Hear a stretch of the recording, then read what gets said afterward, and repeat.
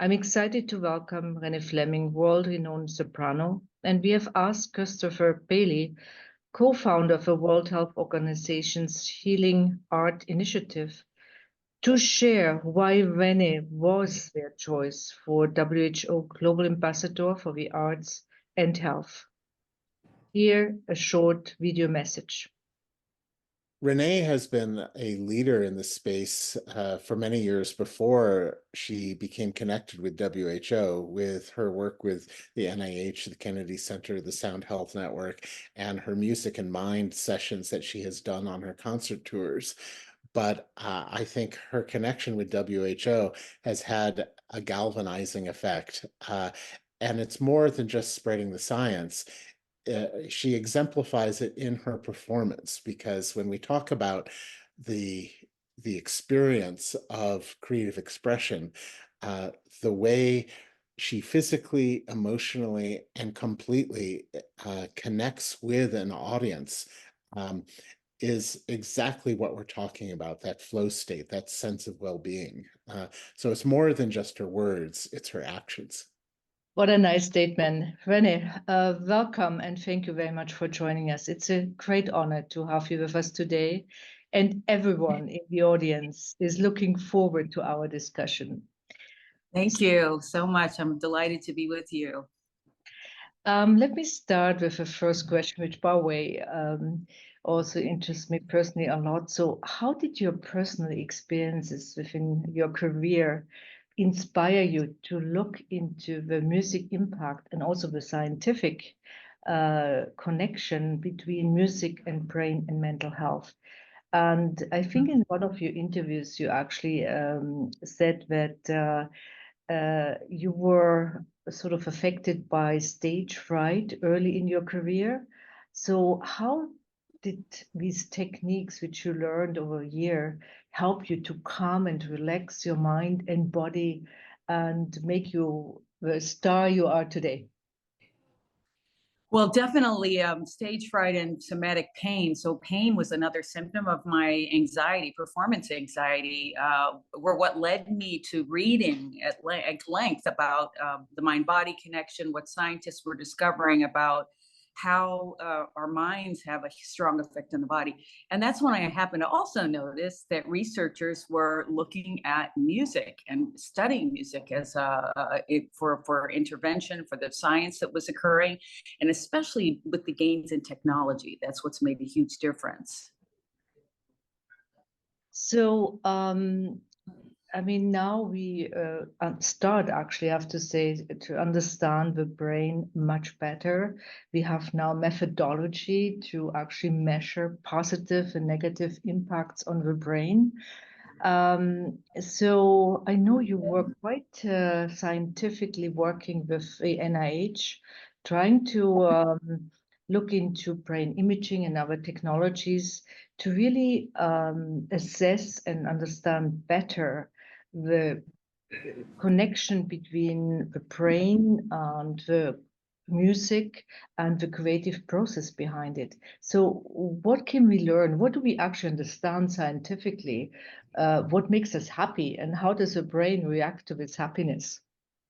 So, I mean, I knew intrinsically all artists understand this because we have, in my case, a lifetime of experience also with audiences who come and speak with me after performances and say, your music got me through loss, cancer, the loss of a parent or a child. And so these were the best reviews I can get. But when I participated myself in an fMRI experiment at the National Institutes of Health, then we start to really look at what's happening in the brain. And the experiment had me singing, imagining singing, and speaking. And imagining singing was the most powerful of all three of those activities. And what I find extraordinary is that I now know that music is in every known mapped area of the brain that it is so complex in terms of processing what it is that we do when we engage with music, that of course then the benefits are, because of the long history that we have in evolution, of course it's the key, that we can begin to use these and understand them with rigorous research in terms of the benefits in healthcare. And I do think that the arts will ultimately be embedded in healthcare. So what's your brain? I mean, maybe that's a personal question, but I ask it anyway. Did your brain show different NMR signals from other brains when you were singing? Or was it equal to other images? Were you special? In other words? I think Gottfried Schlauch did an experiment actually to try and look at musicians' brains, and he ultimately said, no, there's nothing special. I do know that learning an instrument for a child will have lasting changes in the brain after just 2 years. So there's no question that instrumental music has been studied for a long time. And there are a lot of studies now on singing as well, and especially singing in choirs. So there are tremendous benefits, but they weren't looking at my brain with that in mind. They were simply comparing these 3 activities. And they did say unequivocally that imagining the songs in the experiment activated way more in my brain than the other 2 activities. But they said, you're a singer, Renee, so singing is second nature to you. And I wish they had followed up the experiment with a non-singer. It would have been interesting to see if it was different. Yeah, I'm sure it would be, because it's a sort of a personal experience. And I want to come back to this question when we afterwards speak with Rudy, if in fact there is really a scientific basis for that. But I was actually looking at your book, Music and Mind, reading it, not fully yet, but I'm in the middle. So you did a lot of research together with NIH in trying to figure out how brain and science are linked together. And so I think for our audience today, it would be extremely interesting, and maybe you can even make some recommendations to understand what are the interesting learnings from this relatively hardcore science done at NIH, and what can we as an audience, as a normal consumer, sort of utilize from your experience and you summarized it in a book, and we would be super interested in learning what we can do. Well, I always suggest to people, there are 41 chapters written by artists, researchers, institutions. We talk about the future. We talk about the state of the therapeutic world, and even into dance and visual arts and architecture. So what I suggest is that you start with both evolution, Ani Patel's chapter on evolution, because that really explains a lot about the power of it. And then I would suggest next neuroanatomy with Dan Levitin, or Nina Kraus on sound, on hearing. But this kind of gives the foundation for understanding why this is powerful. But therapeutically, the strong pillars are for childhood development, mental health, disorders of aging. These are really some of the power. Pain is another huge pillar of research right now, and it's so important, obviously. But the interventions that work for therapeutically in terms of what an arts therapist would do, or a music therapist, have to do with melodic intonation therapy. So if one has a stroke and you can quickly work with a music therapist, you have a really good chance of regaining speech through the plasticity of the brain. And of course, I love this, by singing, because speech lives in Broca's area and singing is in a different part of the brain and can very often be untouched by the stroke. Or the traumatic brain injury, et cetera. So that's one strong area. And disorders of movement are also very powerful. Parkinson's, MS, again, brain injury with difficulty in movement, that rhythm, which is also the basis for speech, but rhythm can really help people move fluidly and gracefully again. But what's important is that the NIH, the National Institutes of Health in the US, is now funding this research. They put $40 million into it so far. They will continue to fund it. And this really changes the game, because we need a rigorous body of research to kind of support science in this. And I also have just myself funded investigator awards for young scientists who work with an artist. So again, creating a pipeline. And I think the FNIH will follow this up with fellowships. So that it's crucial, actually, because our system really requires this, this rigorous scientific support. Yeah, I fully agree with you. I have two more questions. You mentioned pain quite actually twice now. So what do we know about music and pain? What sort of relief can we get from the music? Is it distracting you just, or what does music do to pains? So I have a friend who actually had a serious brain bleed recently, not an aneurysm, but a different type. And she was in excruciating pain. They said she couldn't look at screens, that she had to, the lights had to be off, etc. Try listening to music. Well, the only thing that relieved her pain was Jimi Hendrix, as loud as she could possibly play it. And anytime the volume came down or the music went off, the pain came back. So I sent this to a neurologist that I know and said, what do you make of this? And they sent me back a study that showed a photograph, like a picture in the brain of very strong pain that had big red lines around the outside of it. And then that same spot listening to music, and those red lines were gone. So in other words, the pain was clearly reduced. It could be seen in the brain. So there's a lot of research kind of looking at this now. And because we have a horrible opioid crisis in the US and I'm sure elsewhere, it's important to look at these potential, this is something that's, and by the way, we make opioids naturally in the brain. So trying to kind of get those to fire up and not have something that's pharmaceutical or intervention or that kind of thing. Yeah. Oh, how true is this? And of course, my conviction is that at the end, you need both, at least in certain diseases. You need the soft aspects like music and diet and you need the medication, unfortunately. But I have one more question for you, which interests me in particular. It's also obviously the audience is very much made of women. Is there a difference how women and men react to things like music? Do they show different impulses, different NMRs? So unfortunately, in our society and system, women were not really carefully studied, as different from men. In fact, they weren't even really until recently used in studies because the hormonal issue was sort of too complex, I guess, for people. So I find that so unfortunate, given that we're more than half the population. So the answer is I really don't know, because I doubt that we have been separated by gender as we look at some of these issues. And plus, as I said, it's quite new. And it's all about technology. The fact that we can now measure with fMRI, with EEG, and with other measurements, then we can really have validation for all of this, and hopefully they would begin to look at differences in gender. Mm-hmm.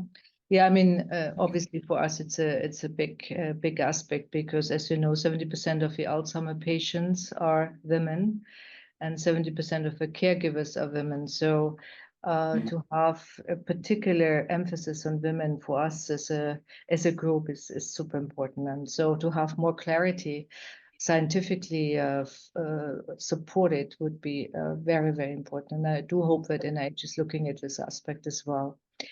Agreed. Thank you, Renee. This was just the start.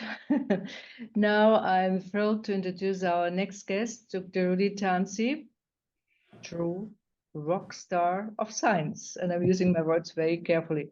We have met in the past, not as a rock star, but as scientists. So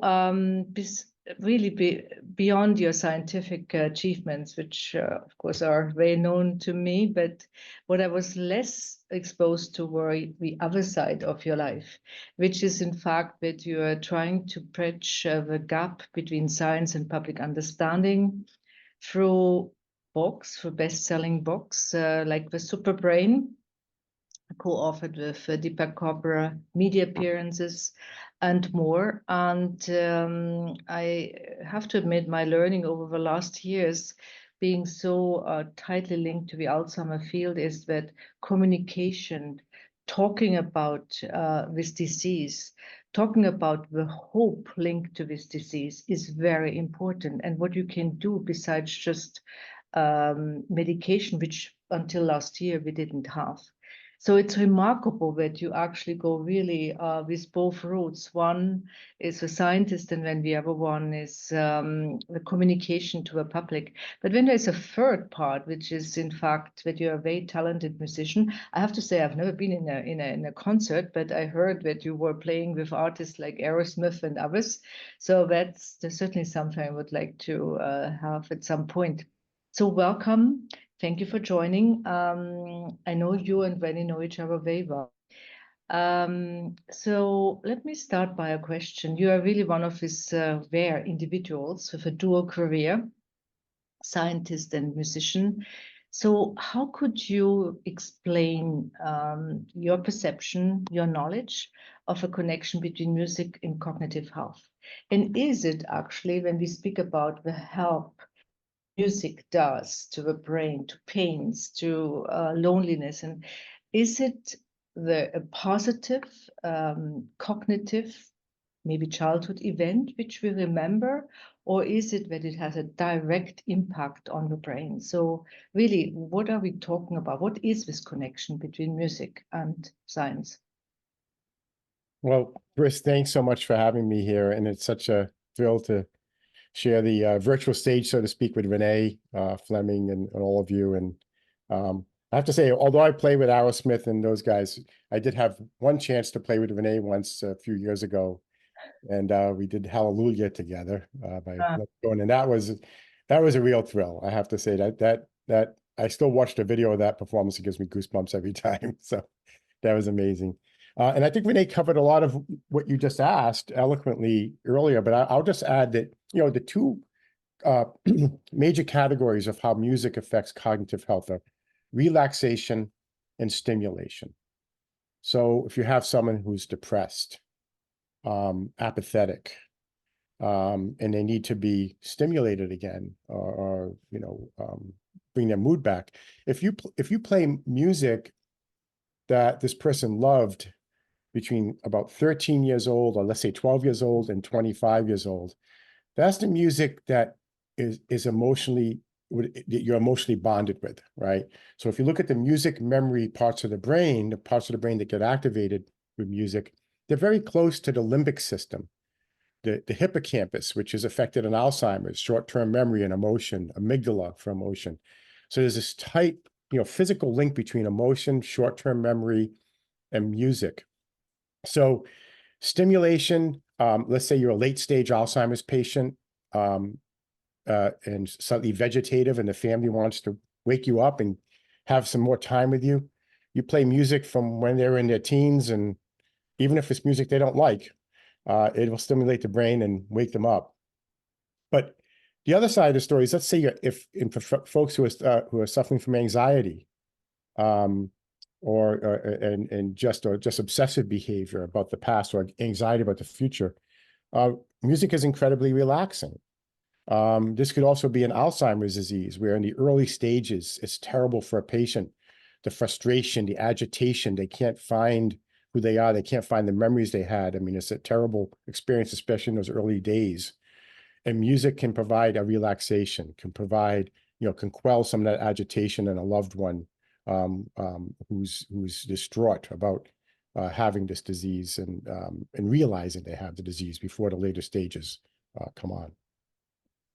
Yeah, it's beautiful. So what can you actually measure in the brain? I'm a pretty hardcore scientist. So what do you actually see in the NMR, or can you even use PET imaging on certain neurotransmitters? What do you see actually in the brain when you get positive emotional activity and activation?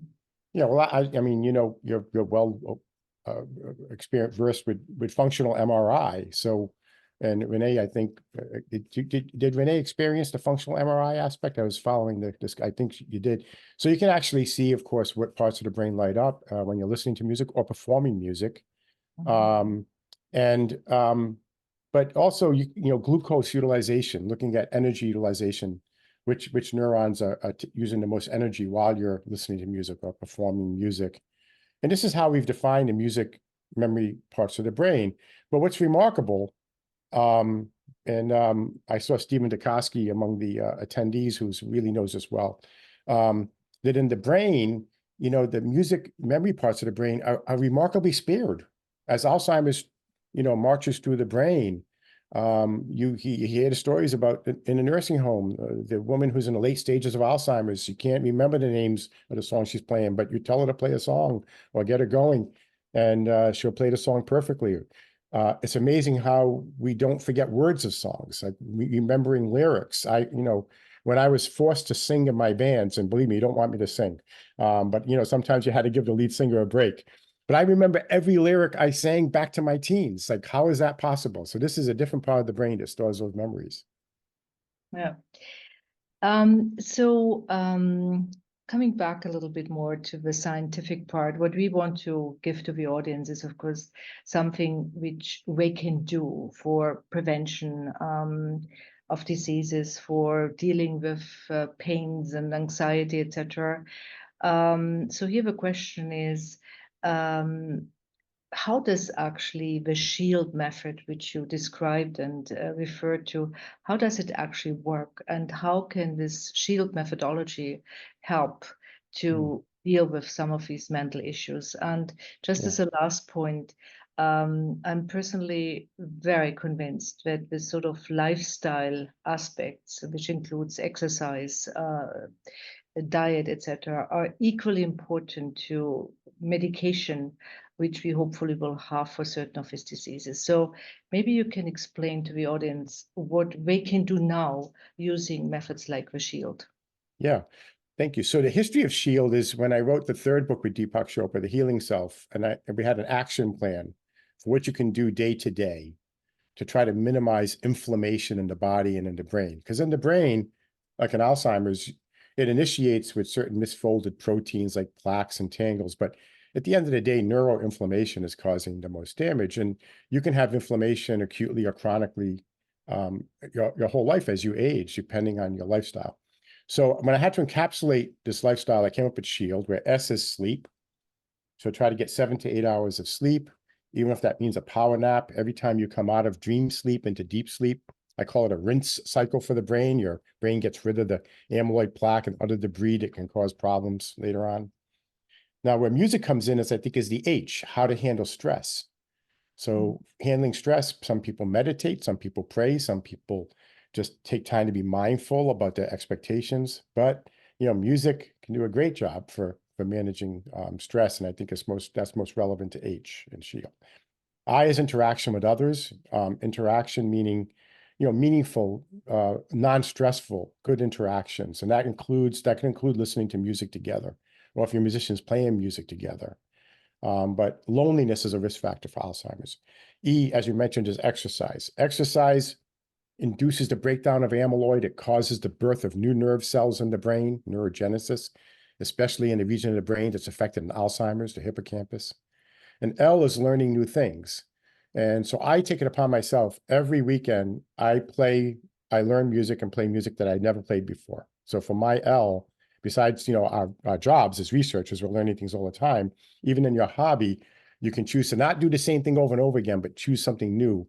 Every time you make new synapses, I like to say that's the more synapses you can lose before you lose it. Because in Alzheimer's, it's loss of synapses, the connections between neurons that leads to disease. And finally, diet. And it's very simple on diet. Any diet that keeps your gut microbiome bacteria happy. So fiber, plant-based diet, vegetables, fruits, seeds, whole grains. I like to say anything crunchy that's not a potato chip or hard candy or a crispy French fry. The gut microbiome loves crunchy things. And I just want to tell you that Dean Ornish and I just finished a lifestyle intervention trial. It was really Ornish's trial. He's famous for the heart-based diet. And the paper's in press. And remarkably, treating Alzheimer patients with a vegan-based, plant-based diet, actually, I couldn't believe it, actually led to significant improvement in cognition using the standard Alzheimer cognitive scores.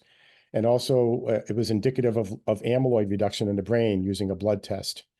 And that there was a CNN special about it on Sunday, and the paper will be out soon. So that says just a good plant-based vegan diet, plus they meditated, sleep, exercise, led to improvement. So what you said before is absolutely correct. Super. Just one last question. Does it really matter what type of music we listen to? Is classic better than hard rock? Or I had to promise my collaborator, is heavy metal music doing the same thing? I think it depends on what you're looking for. If you're looking for relaxation, you know, it's going to probably be more classical and easy listening music. If you're looking to stimulate yourself and get going, or you're exercising, you're working out, you might want to listen to something more rhythmic and more pop or rock. But it's all what you like. It's what makes you happy in the end. And I do have to say, I do know some rock musicians who have gone to nursing homes and used rhythm.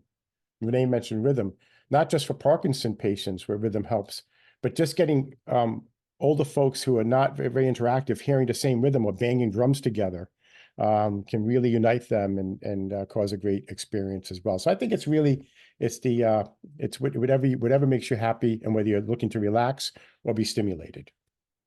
Super. Renee, just a short question to you. When you listen to Rudy, coming from the scientific side, what creative characteristics do the arts and sciences have in common? And how do we bring them even more together to potentially have even a bigger impact on what we learned or are learning about music and the mind? Well, we have a lot in common. I think it's this notion of inquiry. You know, the creative spirit and the creative process are the same, I would say. You know, every time I try to think about how I'm going to create a program for the audience that pleases everybody, or if I'm improvising, and you know, in the odd jazz concert that I do, which is a very specific kind of skill for the brain, or frankly, just coming, it's an advisor that I am for the Kennedy Center, LA Opera, and some of the other organizations I've been advisor for. I'm coming from the outside and looking in. So I ask questions that people who are on the ground doing the work every day sometimes overlook. So I think it's the collaboration that can be really useful. That's why I'm funding investigator awards for scientists who pair with an artist, and it's called the NeuroArts Blueprint Investigator Awards, and it's between Johns Hopkins and the Aspen Institute. And we have found young scientists who are interested in this and who really want to explore it, and their proposals are off the charts. Great. I think this would be a very good discussion to have also with Matthias Röder. Matthias Röder is the managing director of the Karajan Institute in Salzburg. And and we're very much focused on the future of music using new technology, including AI technologies and innovation. So it's how to create the next generation of music, but still having the benefit. And we're really looking and doing a lot for young people, singers and musicians. So I think this would be a very, very nice discussion. We have asked Matthias to actually respond to this question, and here's his short video. We often associate creativity with artistic endeavors. And we associate creativity with this spark of genius and ideas that suddenly emerge. And while all of that is true, that these are some of the profound creative moments, creativity can also be found in everyday kind of problem solving or in scientific problem solving. Whenever we are faced with a problem that we don't immediately know the solution to, our mind starts to get into a creative mode. And this creative mode is not limited to the arts.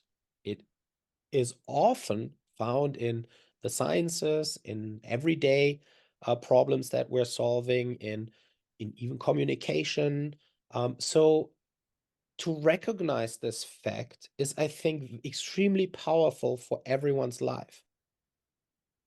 Very nice message. I'm sure, Renee, you are in Salzburg quite often, so happy to organize a meeting with him, and it's really impressive what we do for young people. Thank you. Rudy, now I'm coming from the other side. So far, I've more talked about the science, but now taking your musical part of your career, how did this influence your science? In other words, are there techniques which you use in composing, etc., which you then use in the scientific part to get new ideas, new experiments, innovation, which you potentially otherwise would not have had? You know, in the word research, there are two syllables. There's re and search. And you need both. Like the re is that we're looking at the research that's already been done, we build on it, and we try to do something new. In music, it's similar, right? When you're writing music, you're always conditioned by the music you already know and have heard and that you love, but you're trying to do something new. In both cases, music and research, I'll just say the folks who are most successful, the folks who change the world, are the ones who are less derivative, right? They build on what they already know in science or music, but they go out of their way to clear their mind and do something original, to really come up with something that's one part intuition, one part logic. And I think that's when the magic comes in writing music, and that's when the magic comes when you get excited about a new idea in research. It's the creative process, and not being too derivative and not being afraid to reach out and be a little bit more, out on a limb to do something new. Yeah, so the re part. Renee, how can we assure? I mean, I think we start, as you nicely said at the beginning, we start really to understand scientifically also what's happening in the brain when we listen to music, to songs, etc., which is really exciting. We always knew that there is something, but now we are starting to understand it and to describe it and put it into scientific papers. So having all this knowledge, how can we actually now maximize the therapeutic potential of music and arts to promote the brain health and prevent, obviously, again, very close to my heart, diseases like Alzheimer? What can we do in addition to what we're doing right now to really help people with such diseases? I know we're at the beginning, but how can we do more? Well, I think besides emphasizing more of the research on how music positively affects the brain, I think we can also, in terms of clinical practice, remind doctors that when they talk to their patients about their overall brain care, their overall mental well-being, their brain health, to remind them that music can be very powerful for promoting mental well-being, for promoting brain health, reducing stress, which is a big killer in the brain. And at the McCann Center for Brain Health that I direct at Mass General, we have a brain care score we use. And part of the questions involve what do you do for hobbies? And, and maybe we could add one there. How often do you listen to music? That's not on the score yet, but I think it could be. And I think if every patient, and when they're doing it doesn't matter what they're in for, if every doctor who's seeing a patient can just ask them about their well-being and remind them of the benefits of music, that would be a great start. I think, personally, I think we need stars like you, like Renee, who actually speak about it and make people aware. I think it's very important. Renee, maybe a short statement by you. When I go to these homes with Alzheimer patients, I sometimes come out totally frustrated because there is no stimulation of the brain. There is no stimulation of anything. So how can we bring this into these memory clinics, etc., and make people better? I definitely think that families and should be asking anytime they go, do you have creative arts therapists here? Because I really want to be in a program where my loved one is stimulated in that way, because it brings also joy to the families to see them return to themselves. They have moments of lucidity when they're engaged with music that they knew when they were young. It really works. Or when they're in drumming circle is a fabulous idea as well, because they shouldn't be treated as people to simply park and leave, just allow them to stay there. So there's no question. And in our system, of course, there's a cost involved. and they're licensing a kind of a certification process that has to take place state by state. So we have a long way to go. There are only 12 states right now that are have given this licensure to creative arts therapists. Then it's dissemination from the research to doctors who also start to say, hey, this works. I really want to be able to provide this for my patients. Right now, it's philanthropically covered, but it's very low cost. It's non-pharmaceutical and non-invasive. It's definitely and an economic 3-to-1 return on investment, especially for aging, for elder care facilities. There's a whole ecosystem of people, including the providers, the healthcare providers, but caregivers, families, and the patient, who are all benefited tremendously by having arts in these places. But I hope a lot of people are listening to us today, and I really hope it has a huge impact on how people are looking at this in the future.